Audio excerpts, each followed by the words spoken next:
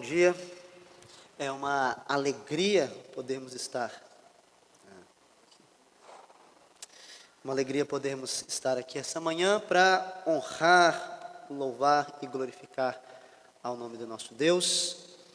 E dando continuidade ao nosso culto, eu quero convidar os irmãos para que a gente possa abrir a nossa Bíblia lá no livro de João, no Evangelho de João, capítulo de número 6, verso de número 66 a 71. João, capítulo de número 6, do verso de número 66 até o verso de número 71. Eu vou fazer a leitura nesse primeiro momento. Os irmãos podem acompanhar na sua própria Bíblia, em silêncio, deixá-la aberta para que a gente possa estudar a palavra de Deus, e à medida que a gente for caminhando, em havendo necessidade, eu vou pedindo a ajuda dos irmãos para que a gente possa fazer junto à leitura da palavra de Deus. Então diz assim para nós o texto bíblico: à vista disso, muitos dos seus discípulos o abandonaram e já não andavam com ele. Então perguntou Jesus aos 12: porventura quereis também vós retirar-vos? Respondeu-lhe Simão Pedro: Senhor, para quem iremos? Tu tens as palavras de vida eterna, e nós temos crido e conhecido que tu és o Santo de Deus. Replicou-lhe Jesus: não vos escolhi eu em número de 12? Contudo um de vós é diabo. Referia-se isso ele a Judas, filho de Simão Iscariotes, porque era quem estava para traí-lo, sendo um dos 12. Vamos orar? Senhor Deus, nós rogamos que esta manhã o Senhor, pela ação do teu Santo Espírito, nos esclareça da tua palavra, descortine diante dos nossos olhos as maravilhas da tua lei, de forma, Pai, que assim seremos edificados, direcionados, corrigidos pelo Senhor naquilo que o Senhor requer de nós. É o que nós pedimos, no nome do teu Santo Filho Cristo Jesus. Amém. Todos nós tivemos grandes amigos que, com o passar do tempo, eles foram se afastando e se tornando apenas bons conhecidos, ou até às vezes nem isso. E durante a adolescência, eu tive um grande amigo que, infelizmente, hoje ele é um desses conhecidos de internet, sabe? Essas pessoas que a gente já teve contato e tem notícias simplesmente por aquilo que uma rede social nos apresenta dele, e não é nem diretamente para nós, mas para todas aquelas pessoas que podem ver ou ouvir ali, dependendo do que for gravado. E eu preciso fazer aqui uma confissão para os irmãos. Aqueles que conhecem um pouquinho da minha história, não é a primeira vez que eu venho aqui com os irmãos, sabem que eu venho de família pastoral. Eu sou filho de pastor, eu sou neto de pastor, eu sou bisneto de pastor. Então, eu tenho tios pastores, e esse meu amigo era aquele adolescente que me dava vergonha. Me dava vergonha porque eu, ainda descrente naquele momento, olhava para ele e falava: poxa, eu sou filho de pastor, eu deveria ter uma postura diferente, eu deveria viver de maneira diferente. E quando eu olhava para a vida daquele adolescente, eu falava: ele é líder de louvor, ele é líder dos adolescentes, estava envolvido com essas missões um pouco underground, não sei quantos conhecem ali o ministério da Jocum. Enfim, era aquele tipo de pessoa que, quando relatava as coisas que ele fazia, ou as coisas com que ele se envolvia, os momentos que eles iam pregar o evangelho, nessas empreitadas, eu olhava para ele e ficava impressionado, ficava envergonhado da minha vida.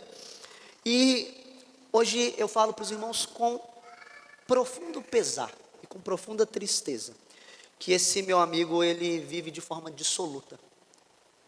Se você tivesse o desprazer de olhar o Instagram dele, você jamais falaria que havia sido um cristão em alguma época da vida.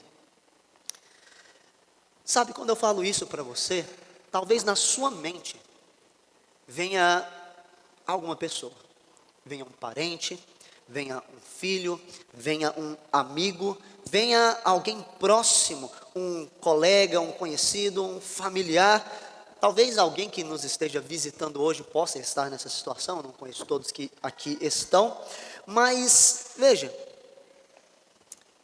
o que nos garante que no final do ano, que daqui a 5 anos, que daqui a 10, daqui a 50 anos, não seremos nós essa mesma situação?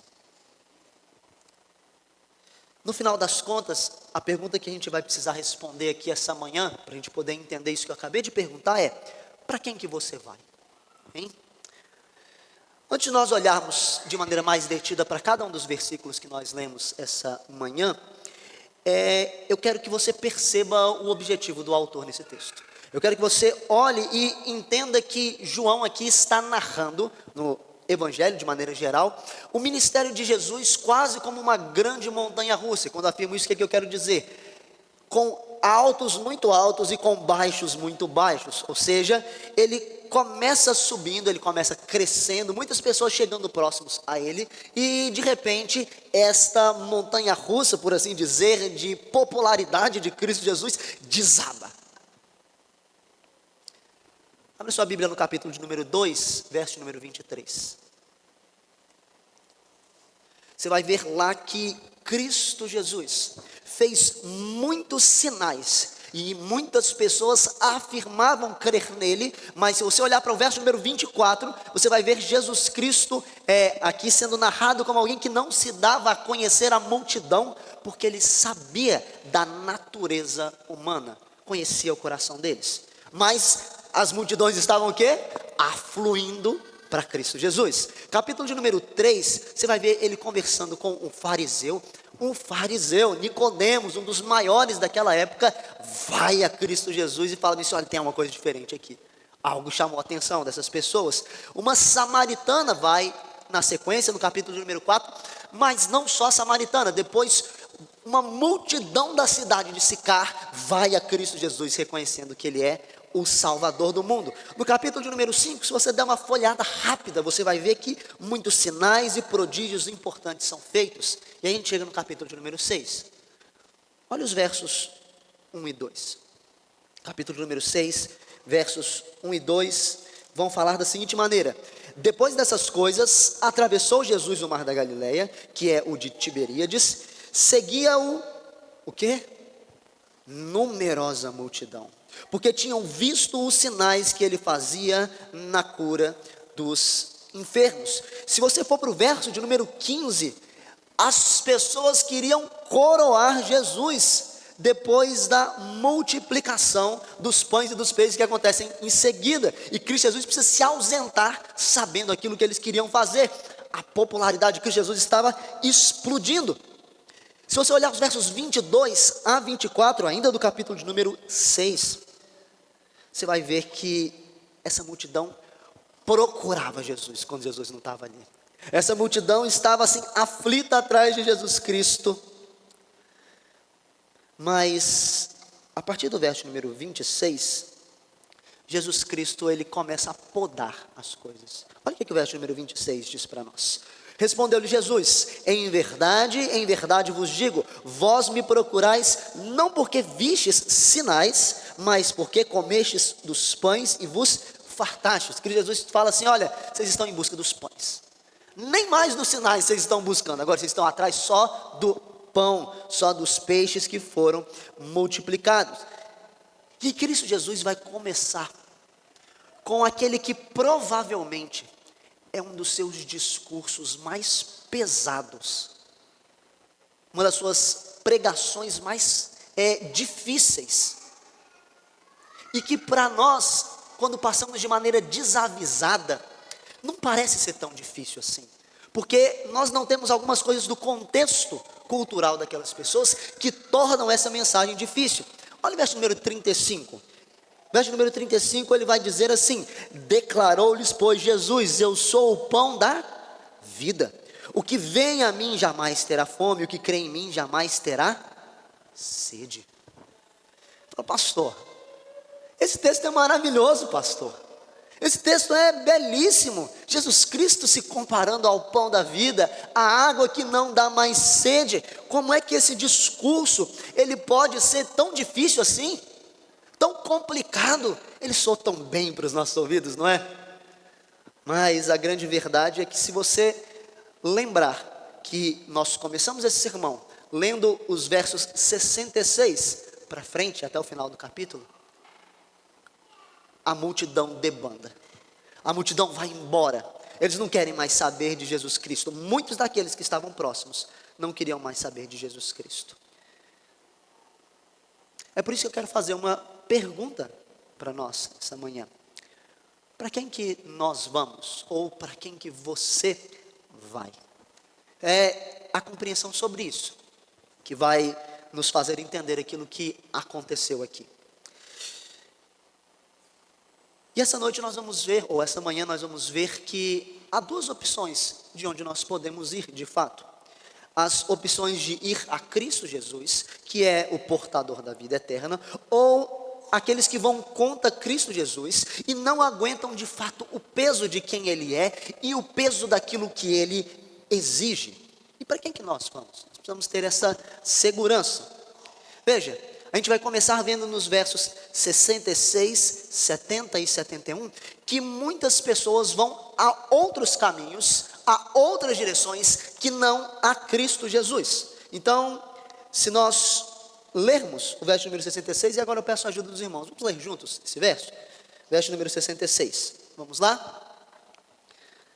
À vista...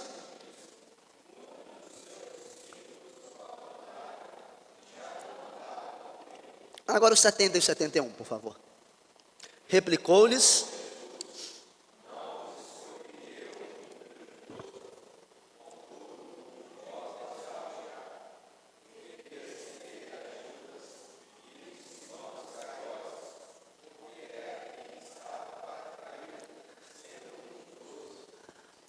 à vista disso, muitos dos seus discípulos o abandonaram.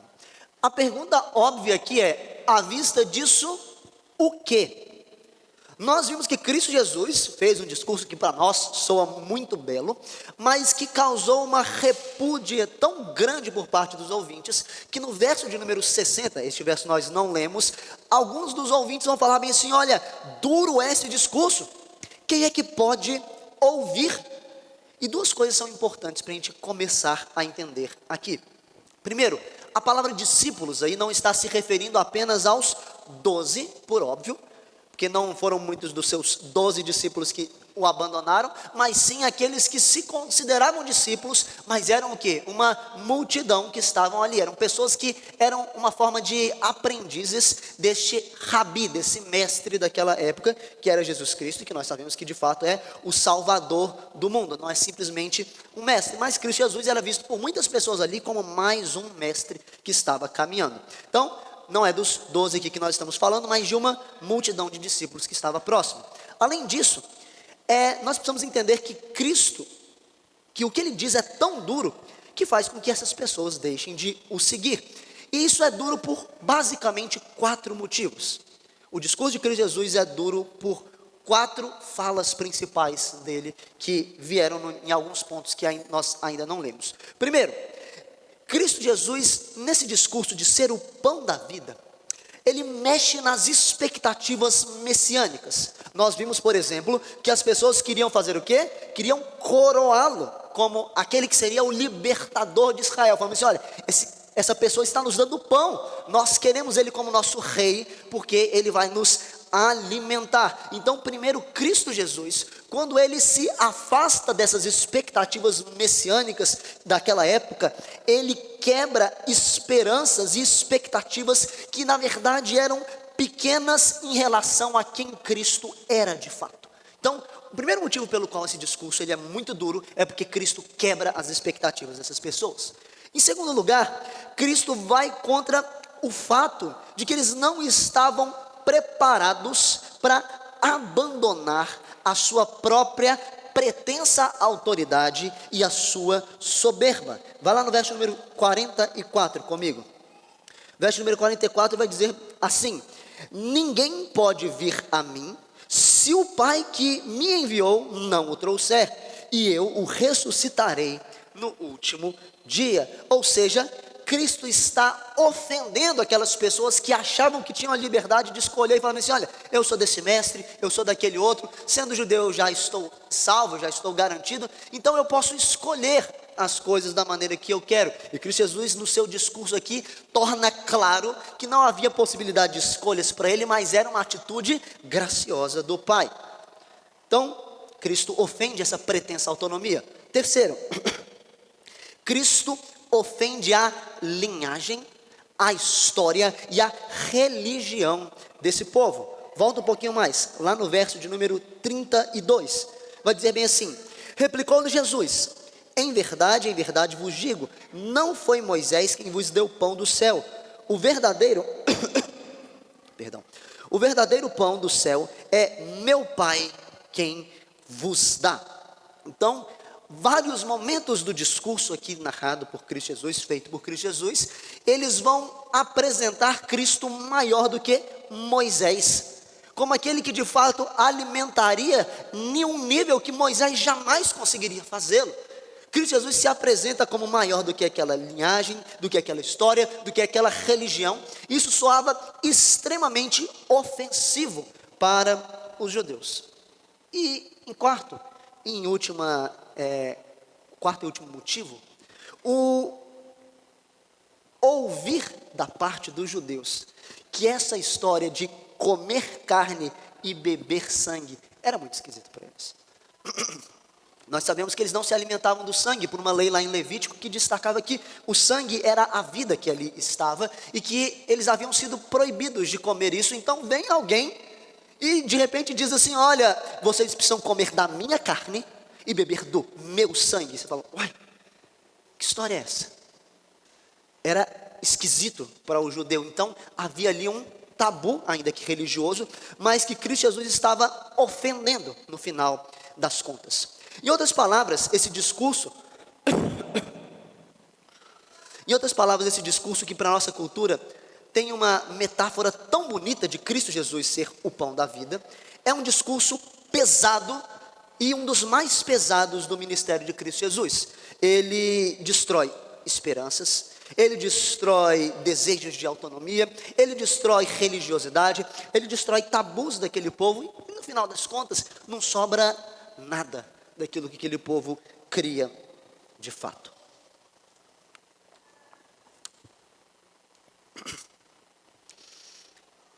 E aqui a gente corre o risco de perder algo muito importante para o texto. Nós costumamos olhar para textos como esse e não perceber aquilo que o autor está deixando implícito para nós. Eu quero ser muito cuidadoso com isso daqui, mas eu acho que não é difícil a gente perceber que é óbvio que isso está acontecendo. Nós estamos lidando aqui com vidas, nós estamos lidando aqui com pessoas, com colegas, talvez com amigos, com companheiros de ministério.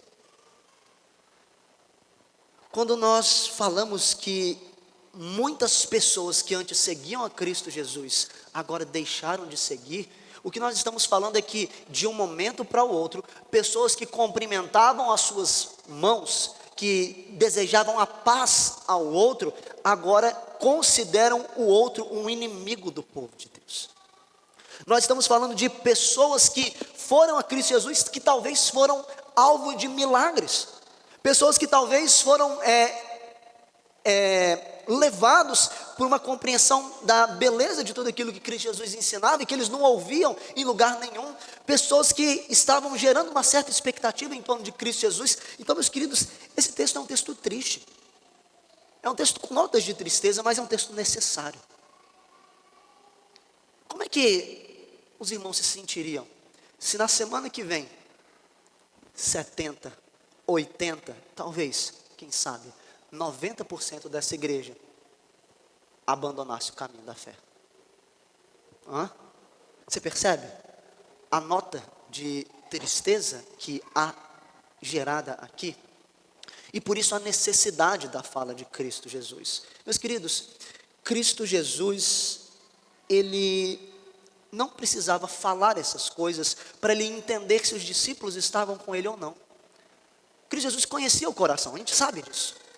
Ele falava essas coisas para que os discípulos pudessem entender aquilo que estava acontecendo. Meus queridos, esse é o Cristo Jesus que o nosso mundo vira o rosto. Esse é o Cristo Jesus que as pessoas não querem ver.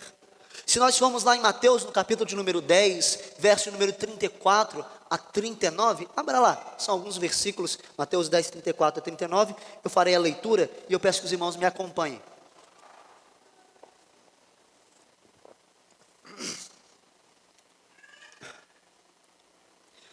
Mateus 10, 34 a 39, vai dizer assim: não pensei que vim trazer paz à terra, não vim trazer paz, mas espada. Vim causar divisão entre o homem e o seu pai, entre o filho e a filha e a sua mãe, entre a nora e a sua sogra. Assim os inimigos do homem serão os da sua própria casa. Quem ama o seu pai e a sua mãe mais do que a mim, não é digno de mim. Quem ama o seu pai, quem ama o seu filho ou a sua filha mais do que a mim, não é digno de mim. Quem não toma a sua cruz e vem após mim, não é digno de mim. Quem achar a sua vida, perdê-la-á. Todavia, quem perde a vida por minha causa, achá-la-á. Cristo é esse Cristo que divide. Cristo é esse Cristo que também corta com a sua espada, que divide a humanidade entre salvos e condenados.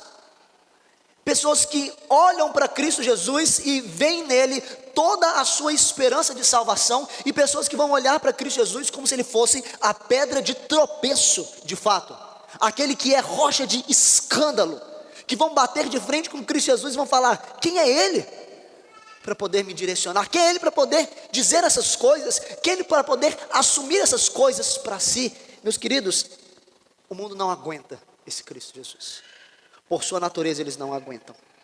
E a pergunta que nós precisamos nos fazer é: para quem que nós estamos indo? Muitas pessoas se prontificam a vir até Cristo Jesus, mas ao chegarem com pouco tempo vão embora. E por que essas pessoas vão embora? Porque Cristo Jesus, que antes parecia esse grande mestre que é capaz de conduzir a vida ou algo parecido, esse Cristo Jesus começa a exigir. Ele começa a acabar com as nossas expectativas pequenas. Ele começa a quebrar a nossa pretensa autonomia. Ele começa a destruir os nossos tabus, a nossa religiosidade, que nós achamos que por si mesma agrada a Deus. Cristo Jesus destrói todas essas coisas. Ele nos humilha. Ele nos dá um direcionamento necessário de abrir mão da nossa própria vida para pessoas que não estão dispostas a fazer isso, porque por sua própria natureza não o fazem. Amam os seus pecados. Você já passou na frente de um prédio que nunca foi terminado? Lá perto de casa, ali em Bento Ferreira, tem um desses. Não sei se algum dos irmãos aqui passa de vez em quando por um. Quando nós olhamos para aquele prédio, a primeira coisa que vem na nossa mente é a seguinte: quanto dinheiro foi gasto aqui, né? Alguém perdeu muito dinheiro nessa construção. Como é que pode chegar numa situação dessa, a pessoa levantar tanto e nunca terminar? A obra foi embargada ou acabou o dinheiro, enfim. Como é que pode chegar nessa situação? Cristo Jesus certa vez usa uma parábola que muitas vezes as pessoas psicologizam ou fazem alguma coisa do tipo, querendo usar essa parábola como uma maneira de gestão, boa gestão pessoal ou algo parecido. Falando assim: olha, um homem levantou uma torre, ou queria levantar uma torre, só que ele não fez o cálculo necessário para poder levantar essa torre. Então ele começou a construir e de repente acabaram os recursos no meio, e ali ficou apenas aquela parte de torre, para a vergonha dessa pessoa.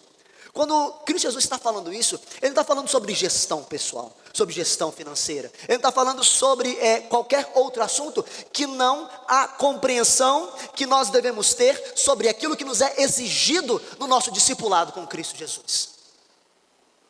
Há muito custo no discipulado com Cristo Jesus, e se nós não levarmos em consideração isso, nós deixaremos a nossa vida espiritual como verdadeiras obras inacabadas, e é o que mais tem por aí.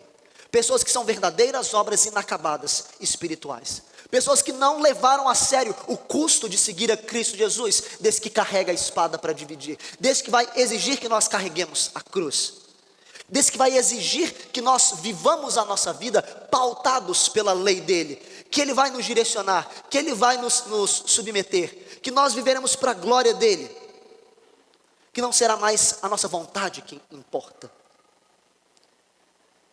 Judas é um exemplo disso. Judas era um dos 12, e Cristo Jesus usa Judas aqui como o grande exemplo do discípulo que já tinha se afastado. Há pessoas, meus queridos, que se aproximam da igreja, mas não se aproximam de Cristo Jesus. Estão aqui na igreja, achando que a sua pretensa capacidade de autonomia o vai levar ao céu, ou vai ser capaz de alguma coisa. Há pessoas que olham para os tabus e falam bem assim: olha, se eu cumprir essas coisas, eu vou ser salvo, eu vou agradar a Deus. Pessoas que olham e têm expectativas e colocam todas em organizações. E veja, eu não sou um crítico da igreja ou nada parecido, esse não é o meu objetivo. Eu acho que há muita crítica mal feita por aí nos nossos dias, mas a gente não pode perder de vista que se nós nos aproximamos de uma organização e não de Cristo Jesus em si, não existe de fato relacionamento verdadeiro com Deus. Eu citei no início um amigo meu que a grande pedra de tropeço dele foi a maneira como ele queria viver. E Cristo Jesus falava para ele: não, você não pode viver assim. Então o que ele escolheu? Viver da maneira como ele deseja. Meus queridos, exemplos como esse sempre vão existir. E ainda que pessoas se ofendam com Cristo Jesus, há uma doutrina que é maravilhosa nesse texto, que brilha de maneira muito maravilhosa para nós, que é chamada da teologia ou da doutrina da vocação eficaz.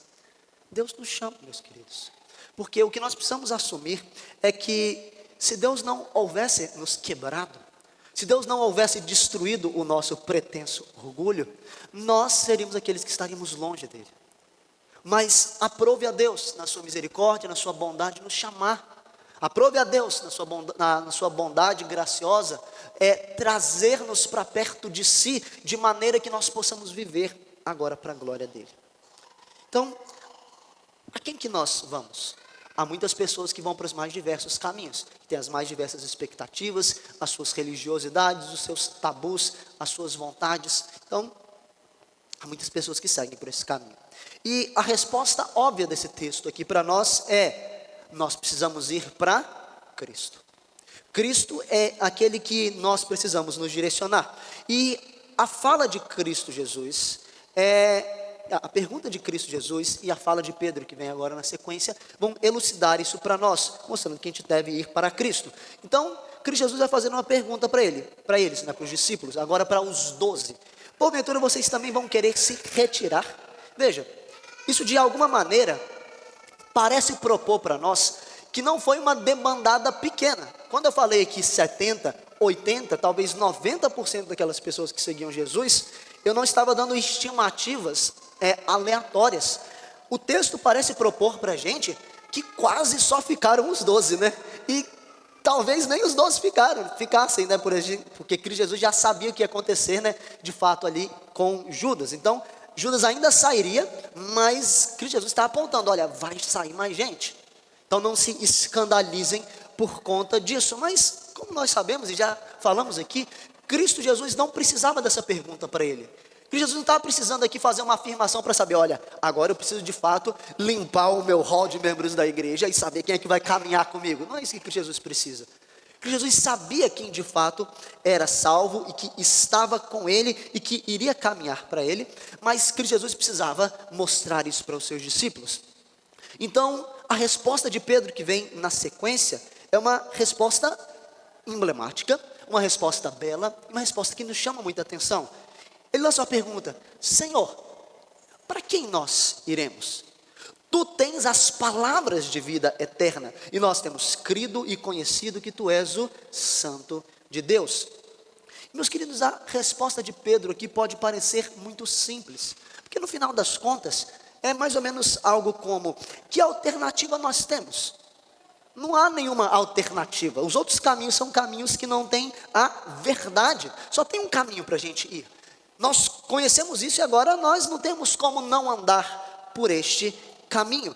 Só que no final das contas, quando Pedro lança esta pergunta retórica e essa afirmativa, ele vai dizer que, na verdade, todas as suas expectativas, como nós falamos em resposta ao discurso que Cristo Jesus havia proferido, todas as suas expectativas, sentimentos, todo o seu desejo de autonomia, toda a sua maneira de produzir religiosidade autocentrada, todos os seus tabus que poderiam pretensamente lhe conceder salvação, portanto, tudo aquilo era, no final das contas, inútil. Não adiantava mais voltar para aquelas coisas, não adiantava mais ir para aquilo.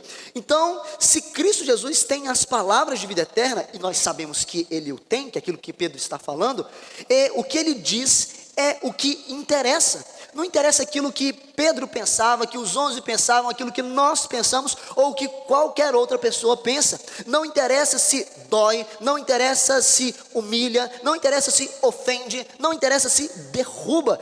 Essas são as palavras de vida e o restante é morte. Então, o que Deus diz é verdade, e toda a verdade que vem em seguida é relativa àquilo que Deus diz. O que Deus afirma, de fato, existe e é verdadeiro. E significa, portanto, que todo caminho longe dele é morte, é destruição, sejam ideologias, sejam outras religiões. Qualquer lugar que nós queiramos buscar sentido real para a vida, nós não encontraremos lá. No final das contas, Agostinho, um dos pais da igreja, ele, sem querer resumir aquilo que nós estamos falando, ele resume isso de maneira muito bela, numa das suas frases mais conhecidas, quando ele diz assim: tu nos criaste para ti, e o nosso coração não encontra repouso, até que descanse em ti. Pedro falou: olha, meu coração de fato já encontrou repouso no Senhor. Para onde é que eu vou agora, se eu já sei onde eu devo ir? Para quem mais nós podemos ir, quando nós já chegamos no lugar que nós deveríamos estar de fato? Quando nós encontramos aquele que produz vida e verdade de forma totalmente sincera e verdadeira para nós. Por que eu vou sair agora para outros caminhos e passar fome, quando eu já encontrei o pão da vida? Por que eu vou passar sede, se eu já estou bebendo a água que me sacia por toda a eternidade? Meus queridos, mais uma vez, brilha aqui para nós um aspecto doutrinário que não pode passar desapercebido. O que Pedro está falando aqui no final das contas, aliado com tudo aquilo que nós já lemos, é que Deus o está fazendo perseverar. A resposta de Pedro é porque, como nós lemos durante essa exposição, Deus chamou a Pedro e revelou a Pedro. Todo aquele que vai vir ao Pai, ao Filho, é chamado, é dado isso pelo Pai. Então, essa verdade foi desnudada a Pedro, foi desnudada aos outros 10 discípulos, porque um deles era diabo, e agora eles não poderiam mais sair daquilo, daquela realidade, daquela compreensão, daquela vida. Eles já viram aquilo, eles já conheceram de fato aquilo que eles deveriam conhecer, então eles jamais seriam tomados, eles jamais seriam retidos. Como o verso número 39 vai falar: eu não perco nenhum daqueles que o Pai me deu. Havia aqueles que o Pai havia dado, outros haviam se afastado. Veja, nós não nos perdemos, não porque nós estamos trancados numa gaiola e falamos assim: olha, agora Cristo Jesus me alcançou, eu não queria ser crente, mas agora tem que ser crente, porque eu não me perco mais. Não é por isso que nós somos mantidos, nós perseveramos. Nós o fazemos porque nós encontramos aquilo que de fato nos dá vida, e nós não queremos voltar e retroceder para a morte. Meus queridos, se dependesse de nós, no final das contas, tudo estaria perdido, mas como depende de Cristo, tudo está consumado, tudo está pronto. Nós seremos, de fato, essa é a fala do apóstolo Paulo, lá em Filipenses: nós seremos entregues, perfeitos, no dia de Cristo Jesus. É por isso que nós podemos, quando sabemos que estamos em um relacionamento verdadeiro com Deus, nós não precisamos ficar escravizados pelo medo daquela pergunta que eu fiz no início, né? O que me garante que daqui a 10 anos não vou ser eu? Se eu estou num relacionamento verdadeiro com Deus, Cristo garante isso para nós, não é nossa garantia, não é nossa capacidade, não é nossa autonomia. Cristo garante isso para você, meu irmão. Cristo garante.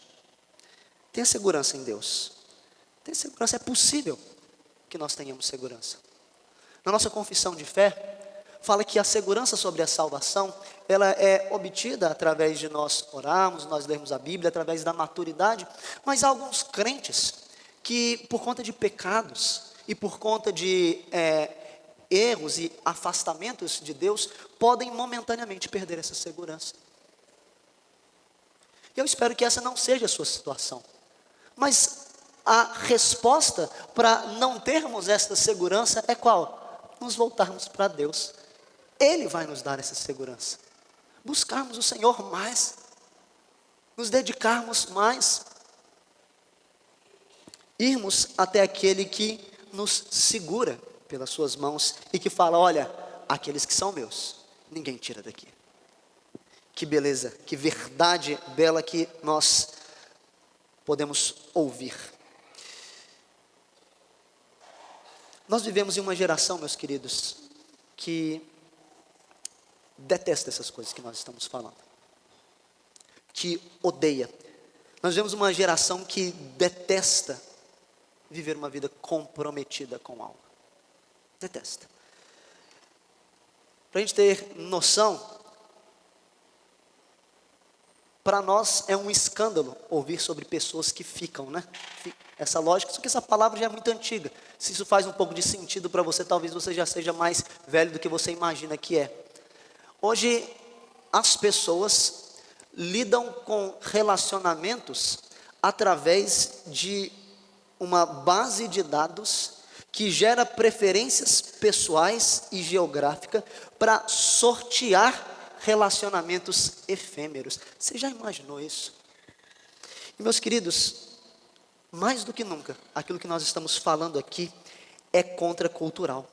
Nós precisamos falar para uma geração que detesta compromisso, uma pregação que nós fomos achados por alguém, que irresistivelmente nos dominou, e que isso vai ser por toda a eternidade, e por conta dele, nós jamais seremos perdidos. Você consegue compreender a profundidade desse termo de compromisso? A nossa geração não aguenta uma noite de compromisso. E nós estamos falando de eternidade sendo dominados por Cristo. Quando a gente fala isso, a pergunta é, então alguém vai ser transformado? É possível que isso aconteça? Meus queridos, a resposta é a resposta de Cristo Jesus ao jovem rico, ou aqueles que perguntaram sobre o jovem rico. Aquilo que é impossível para os homens é possível para Deus. Nós falamos isso no ponto anterior. Nós falamos que aqueles que Deus chama eficazmente, esses vêm. E esses vêm para a mão dele. E eles jamais saem dessas mãos. Meus queridos, eu creio que há uma resposta adequada para nós falarmos nesse texto, para além de compreendermos verdades doutrinárias que nos trazem paz, que nos trazem descanso. Se nós falarmos em termos de um compromisso com Deus, como nós de fato aqui estamos falando, eu creio que nós como igreja devemos trazer luz ao compromisso em dias que o compromisso ele é destruído pelas pessoas que estão à nossa volta. Então, eu creio que é possível nós olharmos para esse texto e falarmos que nós somos dominados, nós estamos comprometidos, nós estamos debaixo de Deus, e se nós compreendemos que Deus exige isso de nós, compromisso deve ser uma lida do cristão. Compromisso deve ser com a sua igreja, com o povo de Deus, que Deus nos deu para caminhar. Se nós somos chamados para caminhar como povo de Deus, juntos, todos nós fomos dominados por esse Senhor, e todos nós somos ovelhas desse aprisco que estão na mão do nosso Deus, nós não precisamos sair, nós não precisamos andar perdidos ou algo parecido. Nós estamos aqui para estarmos juntos, unidos, comprometidos. Comprometa-se com esta igreja, que foi o lugar que Deus deu para que você possa viver isso de fato. Comprometa-se com a sua família, o povo de Deus que adora com você de maneira mais próxima. Cuide da sua família, cuide daqueles que são próximos, leia a Bíblia com os seus filhos, com a sua esposa, os estimule, fale sobre questões piedosas. Não relegue a educação da sua família, que deve ser uma educação dada ao cuidado pastoral, espiritual, aqueles que vão corromper isso. Comprometa-se em viver para a glória de Deus em tudo aquilo que você deve fazer. Deus exige isso de você, ok? Afinal de contas, para quem que nós vamos? Para onde você vai? Nós vimos que muitos vão para os mais diversos caminhos, mas Cristo é o único caminho verdadeiro. Apegue-se a essa verdade com firmeza e descanse nela eternamente. Amém? Vamos orar mais uma vez? Pai Santo, Pai Eterno, nós estamos nas Tuas mãos, nas poderosas mãos, de onde nós não sairemos jamais. Por toda a eternidade, Pai, nós estaremos contigo, e nós queremos louvar, Pai, porque o Senhor nos faz perseverar. Nós queremos louvar porque nós não precisamos temer o erro, temer andar desgarrados, Pai, no sentido de que o Senhor sempre nos manterá próximos de si. Que nós, de fato, detestemos o erro, detestemos o andar desgarrado, porque ele nos afasta do compromisso que nós temos de fato com o Senhor. E que assim nós possamos viver, Pai, para a sua glória. Que seja essa a postura do seu povo aqui. E que possamos, Pai, responder adequadamente a essas verdades, como o apóstolo Paulo nos chama a fazer, a andar de maneira adequada com aquilo que nós já conquistamos, Pai. Que seja assim que nós possamos ser encontrados para a glória, para a honra e para o louvor do Teu santo nome. Amém.